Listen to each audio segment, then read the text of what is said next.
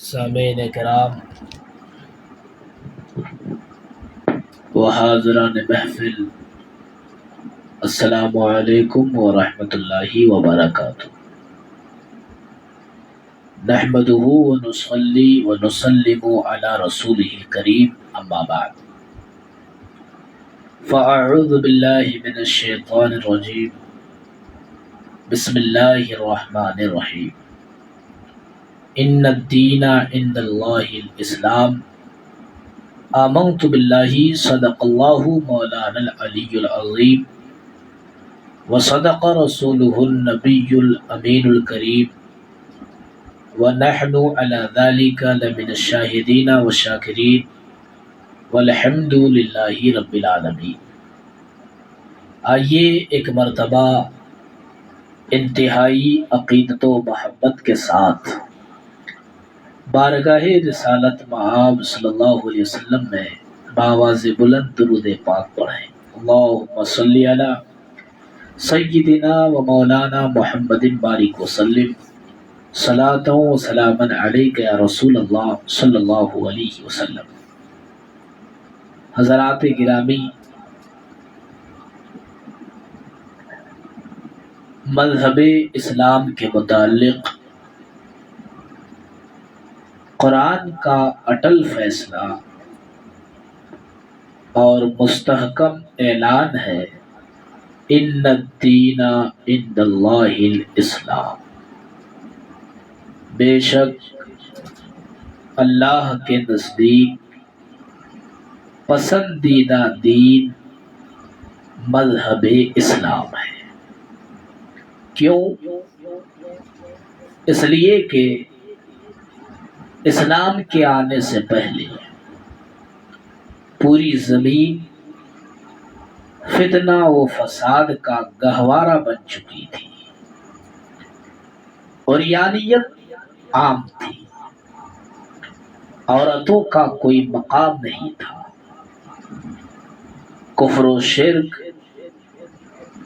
جہالت و بربریت نقطۂ عروج کو پہنچ چکی تھی، پردے کا کوئی تصور نہیں تھا، عورت لذت و خواہش کی تکمیل کا ذریعہ سمجھی جاتی تھی، بے حیائی و بے پردگی کا دورہ تھا۔ مختصر یہ کہ پوری زمین پر خواہشات نفسانی کی حکومت تھی، مگر جب اسلام آیا تو امن و امان کی فضا قائم کرتا ہوا آیا۔ اسلام آیا تو وحدانیت کا پرچم لہراتا ہوا آیا۔ اسلام آیا تو عشق رسالت کا ماحول برپا کرتا ہوا آیا۔ اسلام آیا تو معاشرے میں انقلاب برپا کر دیا۔ اسلام آیا تو عشق رسالت کا ماحول برپا کرتا ہوا آیا۔ اسلام آیا تو معاشرے کی برائیوں کا جنازہ نکالتا ہوا آیا۔ اسلام آیا تو معاشرے کی اصلاح کرتا ہوا آیا۔ اسلام آیا تو ایک مثالی ماحول دیتا ہوا آیا۔ اسلام آیا تو ہر انسان کے دل میں ایک دوسرے کی محبت ڈالتا ہوا آیا۔ اسلام آیا تو ہدایت و ضلالت کے درمیان خط فاصل کھینچتا ہوا آیا۔ اسلام آیا تو برائیوں کے پراخچے اڑاتا ہوا آیا۔ اسلام آیا تو بچھڑے ہوئے لوگوں کو قریب کرتا ہوا آیا۔ اسلام آیا تو حیاداری کا ماحول برپا کرتا ہوا آیا، اور اس قدر حیرت ناک کامیابیوں کو اپنے دامن میں لے کر آیا کہ ساری دنیا تماشائی بنی دیکھ رہی تھی، اور دیکھتے دیکھتے اسلام ساری دنیا پر چھا گیا۔ پھر جدھر دیکھیے اسلامی تہذیب کی جلوہ باریاں ہیں، جدھر نگاہ کیجیے اسلامی تمدن کی بہار ہے، جدھر نظر دوڑائیے اسلامی کلچر کا ماحول ہے۔ دنیا کے چپا چپا میں اسلام اور اسلامی تہذیب کا بول بالا ہو گیا۔ جب ہر طرف اسلامی غلغلہ ہونے لگا تو شیطان کے پیٹ میں درد ہوا، اور ابلیس لعین نے اپنا قدیم چولہ بدل کر ایک ٹیم تیار کی اور اسلام کے خلاف ہنگامہ آرائیاں شروع کر دی۔ اب قرآن پہ حملے ہونے لگے، مسلم پرسنل لا پہ حملے ہونے لگے، مذہبی تہذیب پہ حملے ہونے لگے، اسلامی کلچر پہ حملے ہونے لگے۔ اور 2 قدم آگے بڑھ کر کچھ ناپاکوں نے یہ سوچا کہ اسلام کو مٹانے کے لیے مسلمانوں کو مٹانا ضروری ہے، اس لیے مسلمانوں کو تباہ کرو۔ جب وہ تباہ ہو جائیں گے، جب مسلمان صفحہ ہستی سے مٹ جائیں گے، تو اسلام خود بخود تباہ و برباد ہوتا چلا جائے گا اور ہمیشہ ہمیش کے لیے اس دنیا سے ختم ہو جائے گا۔ مسلمانوں کو مارو، مسلمانوں کو ختم کر دو تاکہ اسلامی تہذیب تباہ ہو جائے، مسلمانوں کے خون سے زمین کو رنگ دو، ہو سکتا ہے اسلامی تہذیب کا چراغ گل ہو جائے۔ عراق پر میزائل اور بموں کا استعمال کرو، ہو سکتا ہے اسلام کا بڑھتا ہوا قدم رک جائے۔ مساجد کی توہین کرو، ہو سکتا ہے مسلمانوں کے سینے سے مسجدوں کا احترام نکل جائے۔ عیسائی ایشیائی مسلمانوں کو لوٹتے رہو، ہو سکتا ہے اسلام پزمردہ ہو جائے۔ مدارس پر حملے کرو، ہو سکتا ہے مسلمان کا کوئی حامی نہ ہو۔ لوگ طرح طرح کے ہیلے بہانہ کر کے شیطانی حملہ لوگ مسلمانوں پر کر رہے ہیں، مسلمانوں کو دھمکی دے رہے ہیں تاکہ مسلمان ڈر جائے، مگر افسوس صد افسوس انہیں خبر نہیں کہ جب گلاب کی ڈالیاں تراشی جاتی ہیں تب چمن گلاب میں بہاریں آتی ہیں۔ جب پودوں کو تراش و خراش کے مرحلوں سے گزرنا پڑتا ہے تب بادیں بہاری رنگ لاتی ہے۔ اس لیے اے ملت کے نوجوانوں، ذرا غور سے سنو، صحابہ کا کردار بول رہا ہے، تابعین کی رفتار بول رہی ہے، ائمہ مجتہدین کا اجتہاد بول رہا ہے، شہیدان کربلا کی شہادت بول رہی ہے، تو غوث اعظم کی کرامت بول رہی ہے، خواجہ غریب نواز کی خواجگیت بول رہی ہے، مخدوم سمنا کی خدمت دین بول رہی ہے، صابر کلیری کا جلال بول رہا ہے، اعلیٰ حضرت کا نظریہ بول رہا ہے، حافظ ملت کی تحریک بول رہی ہے، اور دنیا اسلام کا ترجمان پکار پکار کر کہہ رہا ہے، مغرب کی وادیوں میں گونجی اذا ہماری، مغرب کی وادیوں میں گونجی اذا ہماری، تھمتا نہ تھا کسی سے سیل رواں ہمارا، توحید کی امانت سینوں میں ہے ہمارے، آسا نہیں مٹانا نام و نشاں ہمارا۔ عزیزان ملت اسلامیہ، مگر افسوس کے ساتھ یہ ضرور کہوں گا کہ اسلام کے دشمنوں کو وقتی طور پہ کچھ نہ کچھ ضرور کامیابی ملی، ان کا چھوڑا ہوا پوائزن ضرور کارگر ثابت ہوا، ان کی بے پردگی، وہ بے حیائی کی چلائی ہوئی تحریک مسلمانوں پر ضرور اثر انداز ہوئی۔ وہ اس طور پر کہ مسلمانوں نے انہیں دیکھ کر اپنے نبی کی اتباع چھوڑ دی، اپنے نبی کی پیروی کرنا چھوڑ دی اور ان کی پیروی شروع کر دی۔ ہماری ماں اور بہنوں نے مغربی تہذیب کو اپنا لبادہ بنا لیا، مردوں کے دوش بدوش چلنے کا اپنا ترے امتیاز بنا لیا، بے پردگی کو اپنا شعار بنا لیا، بے حیائی کو گلے کا ہار بنا لیا، اور نتیجہ یہ نکلا کہ ذلت و رسوائی مسلمانوں کے پاؤں کی زنجیریں بن گئی۔ عزیزان ملت اسلامیہ، آج جہاں ہمارے معاشرے میں بہت ساری دوسری برائیوں کا سیلاب امڈ پڑا ہے، وہی ایک انتہائی مہلک اور سوسائٹی کو تباہ کرنے والی برائی بے پردگی کا عام ہونا بھی ہے۔ اور یہ بیماری جب سے ہمارے معاشرے میں آئی ہے، پھر بیماریوں کا لامتناہی سلسلہ شروع ہو گیا ہے۔ انہی برائیوں اور خرابیوں سے ماحول کو بچانے کے لیے قرآن عظیم نے پردے کا حکم دیتے ہوئے ارشاد فرمایا، لا یبدین زینتہن، عورتیں ہرگز اپنی زینت کو ظاہر نہ کریں۔ قرآن نے زینت کو کسی عضو کے ساتھ خاص نہیں کیا، اور یہ نہیں کہا کہ ہاتھ کی زینت کو ظاہر نہ کرو، سر کے بالوں کی زینت کو ظاہر نہ کرو، کان کی بالی کی زینت کو ظاہر نہ کرو، دوپٹوں کی زینت کو ظاہر نہ کرو، زرق برق لباس کی زینت کو ظاہر نہ کرو۔ قرآن نے نہ زینت کو خاص کیا، نہ عضو کو خاص کیا، بلکہ عام اعلان فرمایا، لا یبدین زینتہن، کہ عورتیں اپنی زینت کو ظاہر نہ کریں، مطلق فرمایا تاکہ حیادار مومنہ عورت، پارسا صالحہ عورت، نیک بخت نیک تینت عورت جب قرآن کا حکم سنے گی تو اپنی ہر زینت کو غیروں سے چھپا کے رکھے گی، اپنے ناز و انداز کو پردے میں رکھے گی، اپنی زینت و خوبصورتی آرائش و زیبائش کو غیروں کی نگاہوں سے بچا کے رکھے گی۔ اور جب عورت پردے کا اہتمام کرتی رہے گی تو پھر برائیاں جنم نہیں لے سکتی، بے حیائیاں پیدا نہیں ہو سکتی، نہ زنا بالرضا ہو سکتا ہے اور نہ زنا بالجبر ہو سکتا ہے، نہ بدفعلیاں ہو سکتی ہے، نہ حرام کاریاں ہو سکتی ہے۔ کیوں؟ اس لیے کہ پردہ بری نظروں کے لیے دیوار آہن ہے، پردہ تحفظ پارسائی کے لیے مضبوط قلعہ ہے، پردہ پارسائی کی پہچان ہے، پردہ مومنہ عورت کی شان ہے، پردہ سیدہ فاطمہ زہرا کی سنت ہے، پردہ آئین اسلام اور نظریہ قرآن و سنت ہے، پردہ خوبصورتی کی ضمانت ہے، پردہ حکم شریعت ہے، پردہ رضا الہی کا ذریعہ ہے، پردہ خوشنودی مصطفیٰ کا سبب ہے۔ آج اسلام پہ کیچڑ اچھالنے والے لوگ کہتے ہیں کہ اسلام عورتوں کو پردے کا حکم دے کر انہیں قید کرنا چاہتا ہے، گویا کہ اسلام کے نزدیک عورت ایک مقید چوپائے کے مانند ہے۔ میں ایسے لوگوں کو للکارتے ہوئے کہنا چاہتا ہوں کہ اے اسلام کے دشمنوں، اے انسانیت کے باغیوں، اے آدمیت کے مخالفوں، تم نے اسلام کے مزاج کو سمجھا ہی نہیں، تم نے اسلام کے آئین اور وجوہات آئین کو سمجھا ہی نہیں۔ اگر تمہاری سمجھ میں آ گیا ہوتا تو تم پاگل دیوانے کی طرح اناپ شناپ نہیں بکتے۔ لو سنو، اسلام نے پردے کا حکم دے کر عورتوں کو ذلیل نہیں کیا بلکہ ان کی عزت و آبرو میں چار چاند لگا دیا ہے۔ انہیں پردے کا حکم دے کر ان کی عزت و پارسائی کو بحال رکھا ہے۔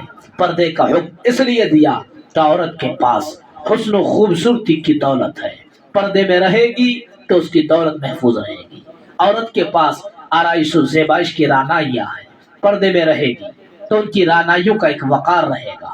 عورت کے پاس عزت و آبرو کا خزانہ ہے، پردے میں رہے گی تو اس کا خزانہ لٹنے سے محفوظ رہے گا۔ عورت عزت و پارسائی کی دھنی ہے، پردے میں رہے گی تو اس کی پاکیزگی نظر بد سے محفوظ رہے گی۔ عورت ایک بیش قیمت دولت ہے جو لٹیروں سے بچنے کے لیے فطرتاً پردہ چاہتی ہے۔ عورت ایک مہکتا ہوا پھول ہے جو چمن کا مقتضی ہے۔ گویا کہ اسلام عورتوں کو ایک انمول دولت سمجھتا ہے، اس لیے اسے پردے کا حکم دیتا ہے، کیونکہ دولت اگر پردے سے باہر آ جائے تو خون خرابہ کا سبب بن جائے، دولت پردے سے باہر آ جائے تو قتل و خونریزی کا باعث ہو جائے، دولت اگر پردے سے باہر آ جائے تو فتنہ و فساد کا دروازہ کھل جائے، دولت اگر پردے سے باہر آ جائے تو انسانیت اور آدمیت مجروح ہوتی ہوئی نظر آئے۔ اور اسلام یہ نہیں چاہتا کہ کسی کی عزت مجروح ہو، کسی کی پارسائی داغدار ہو، کسی کی آبرو سر بازار رسوار ہو، کسی کی دولت ناموس خاک آلود ہو۔ لہذا بے پردگی سے روکا جائے، اس لیے کہ بے پردگی باعث ذلت و حقارت ہے، بے پردگی مخالف عظمت و حرمت ہے، بے پردگی بے حیائی کی سب سے بڑی نشانی ہے، بے پردگی شریعت مصطفیٰ کی کھلی ہوئی توہین ہے، بے پردگی غضب الہی کا داعی ہے، بے پردگی بے دینی کی علامت ہے، بے پردگی فتنہ و فساد کی جڑ ہے، بے پردگی جہنمی ہونے کی پہچان ہے، بے پردگی شعار لا دینیت ہے، بے پردگی باعث ذلت و حقارت ہے، بے پردگی بربادی ناموس و حرمت ہے۔ اور سب سے غضب کی بات تو یہ ہے کہ بے پردگی خدا و رسول کی ناراضگی کا سبب ہے۔ اس لیے برگے حنا پہ لکھتا ہوں میں درد دل کی بات، برگے حنا پہ لکھتا ہوں میں درد دل کی بات، شاید کہ رفتہ رفتہ لگے دل ربا کے ہاتھ۔ عزیزان گرامی، تجربات اس بات پر شاہد ہیں کہ آگ جب تک چولہے میں رہتی ہے اس وقت تک انسان اس سے فائدہ اٹھاتا ہے، اور جو ہی چولہے سے باہر ہوئی پھر نقصان ہی نقصان، خسارہ ہی خسارہ۔ اس لیے عقل مندی کا تقاضا یہ ہے کہ آگ کو چولہے میں محصور رکھا جائے، آگ کو کوئلے سے دور رکھا جائے، آگ کو پیٹرول سے دور رکھا جائے، آگ کو لکڑیوں سے دور رکھا جائے، حتیٰ کہ ساری ایندھنوں سے دور رکھا جائے، ورنہ جب آگ چولہے سے باہر ہوگی تو آبادیاں جل کر خاک ہو جائیں گی، گھر جل کر راکھ ہو جائیں گے۔ بلا تشویش میں کہنا چاہتا ہوں کہ یہ عورت جب پردے میں رہے گی اس وقت معاشرہ برائیوں سے دور رہے گا، اور جب بے پردہ ہو کر گھومنا شروع کر دے گی تو گناہوں کا دروازہ کھل جائے گا۔ اس لیے عورتوں کو گھروں سے بے پردہ نکلنے پر پابندی لگائی گئی ہے، اور خدا کا مقدس کلام پکار اٹھا، وقرنا فی بیوتکن ولا تبرجنا تبرج الجاہلیت الاولی۔ رب فرماتا ہے عورتیں اپنے گھروں میں رہیں، پہلی جاہلیت کی طرح بے پردہ نہ پھرو۔ سرکار دو عالم صلی اللہ علیہ وسلم کی مقدس حدیث ناطق ہے، ان المرأۃ تقبل فی صورت شیطان وتدبر فی صورت شیطان، کہ عورت شیطان کی صورت میں سامنے آتی ہے اور شیطان کی صورت میں واپس ہو جاتی ہے۔ انہی وجوہات کے باعث انسان غلط کاریوں میں ملوث ہونے لگتا ہے۔ اسلام نے اجتماعی و معاشرتی زندگی کو پاکیزہ و منزہ رکھنے کے لیے عورتوں کی بے پردگی اور گھروں سے نکلنے پر پابندی لگا دی، مگر ضرورت کے پیش نظر شریعت نے اجازت دی ہے کہ عورتیں پردہ کے ساتھ چند مقامات پر جا سکتی ہیں، جیسے ماں باپ کی ملاقات کے لیے، ان کی عیادت کے لیے، ان کی تعزیت کے لیے، محارم کی ملاقات کے لیے، لیکن شرط ہے کہ پردے کے ساتھ جا سکتی ہے۔ کتب احادیث میں مذکور ہے کہ مکی سرکار، مدنی تاجدار، تخلیق خداوندی کے عظیم شاہکار، گلشن ہستی کے اولین فصل بہار، نائب پروردگار، شفیع روز شمار، مضطرب دلوں کے قرار، جناب محمد رسول اللہ صلی اللہ علیہ وسلم تشریف فرما ہے۔ قلب اطہر مضطرب و پریشان ہے، آنکھیں اشک بار ہے۔ حضرت علی رضی اللہ تعالی عنہ تشریف لائے، آتے ہی عرض کیا، یا رسول اللہ، آپ کی آنکھوں سے اشکوں کا سیلاب کیوں جاری ہے؟ اے روتوں کو ہنسانے والے پیغمبر، آپ کی آنکھوں سے آنسو کا دھارا کیوں بہ رہا ہے؟ اے بے قراروں کے قرار دینے والے آقا، آپ کا قلب اطہر کیوں بے قرار ہے؟ ارشاد فرمایا، اے علی، جب میں معراج میں گیا تو میں نے جنت النعیم کو دیکھا، جنت کے باغ و بہاروں کو دیکھا، وہاں کے لالا زاروں کو دیکھا، دودھ و شہد کے صاف و شفاف چشموں کو دیکھا، کوثر کے چھلکتے ہوئے جام کو دیکھا، جنت کے محلوں پر عاشقوں کے نام کو دیکھا، حور و غلما کے جبینوں پر صبح کی سفیدی اور شام کی رانائی کو دیکھا، محبوبان خدا و رسول کے مقام کو دیکھا تو بڑی خوشی ہوئی، مگر جب جہنم کی ہولناکیوں کو دیکھا، دوزخ کی تباہیوں کو دیکھا، بھڑکتے ہوئے آگ کے شعلوں کو دیکھا، گنہگاروں کے لیے خون و پیپ کا انتظام دیکھا تو خوشی غم سے بدلنے لگی، قرار بے قراری میں تبدیل ہونے لگا، فرحت و سرور ختم ہونے لگی، اضطراب بڑھنے لگا۔ ایک منظر دیکھا تھا جس کی یاد نے آج پھر رونے پر مجبور کر دیا ہے۔ وہ کون سا منظر ہے؟ حضور سید عالم صلی اللہ علیہ وسلم ارشاد فرماتے ہیں، اے علی، میں نے دیکھا ایک عورت بالوں سے لٹکی ہوئی ہے اور اس کا دماغ کھول رہا ہے۔ یہ وہ عورت تھی جو اپنے سر کے بال غیروں کو دکھایا کرتی تھی۔ ایک عورت کو دیکھا کہ اس طرح لٹکائی گئی ہے کہ چاروں ہاتھ پاؤں پیشانی کی طرف بندھے ہوئے اور اس پر سانپ بچھو مسلط ہے۔ یہ وہ عورت تھی جو اپنے شوہر کی اجازت کے بغیر گھر سے باہر نکلتی تھی۔ ایک عورت کو دیکھا کہ وہ اپنا ہی جسم کھا رہی ہے اور اس کے نیچے آگ دھونکی جا رہی ہے۔ یہ وہ عورت تھی جو غیروں کے لیے زینت کرتی تھی اور غیبت کرتی تھی۔ ایک عورت کو دیکھا کہ اس کا جسم آگ کی قینچی سے کاٹا جا رہا ہے۔ یہ وہ عورت تھی جو اپنا جسم اور اپنی زینت غیر مردوں کو دکھاتی تھی۔ آج عالم تصور میں نگاہوں کے سامنے وہی منظر آ گیا ہے جس کی باعث نگاہیں چھلک پڑی ہیں۔ تمہارے ہی لیے تھا اے گنہگارو سیاہ کارو، تمہارے ہی لیے تھا اے گنہگارو سیاہ کارو، وہ شب بھر جاگنا اور رات بھر رونا محمد کا صلی اللہ علیہ وسلم۔ یہ رہا بے پردگی کی تباہ کاریوں کا انجام حدیث پاک کی روشنی میں ہے۔ اس لیے آپ تمامی حضرات سے گزارش ہے کہ اپنی ماؤں، اپنی بہنوں، اپنی بیٹیوں کی عزت کا خیال رکھیں، انہیں سمجھائیں کہ اسلام نے کسی کو مقید کر کے نہیں رکھا، بلکہ یہ تمہاری حسین اور تمہاری خوبصورتی کا اسلام ضامن ہے، اس لیے تمہیں پردے کا معقول انتظام رکھنے کے لیے اسلام کہتا ہے۔ آپ تمامی حضرات اپنی ماؤں بہنوں کو سمجھائیں اور ان کے اسلامی لباس کا آپ ان کے لیے انتظام کریں، چونکہ اگر آج آپ ان کو نہ سمجھائیں تو یقیناً میرے رب کی پکڑ بہت سخت ہے۔ قرآن کریم میں فرمایا ان بطش ربک لشدید، بے شک تمہارے رب کی پکڑ بہت سخت ہے۔ دعا ہے کہ مولا تبارک و تعالی ہماری ماں اور بہنوں کو فرامین پیغمبر پر عمل کرنے کی توفیق عطا فرمائے، آمین بجاہ سید المرسلین وما علینا الا البلاغ المبین۔